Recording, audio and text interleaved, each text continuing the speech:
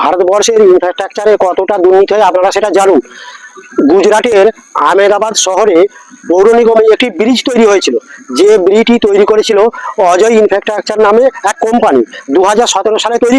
ওনারা বলেছিলেন এই ব্রিজটি 1-2 বছর 5 বছর নয়, কমসে কম এই ব্রিজটি 100 বছর লংজিভিটি হবে। এই ব্রিজটি তৈরি করার সময় খরচা হয়েছিল 42 কোটি টাকা।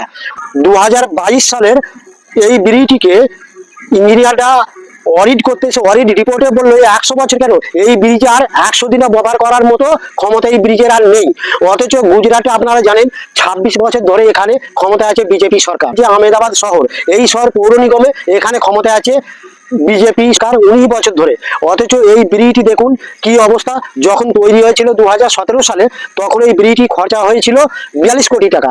আর 2022 সালে এই ব্রিজটা অযোগ্য আর ব্যবহার করা যাবে না বলে ইঞ্জিনিয়াররা এর সার্টিফিকেট দিয়েছেন। অথচ এই ব্রিজটাকে ভেঙে ফেলার জন্য, ভেঙে নষ্ট করার জন্য এই ব্রিজটিতে খরচা হবে 52 কোটি টাকা। এই টাকাগুলি কার?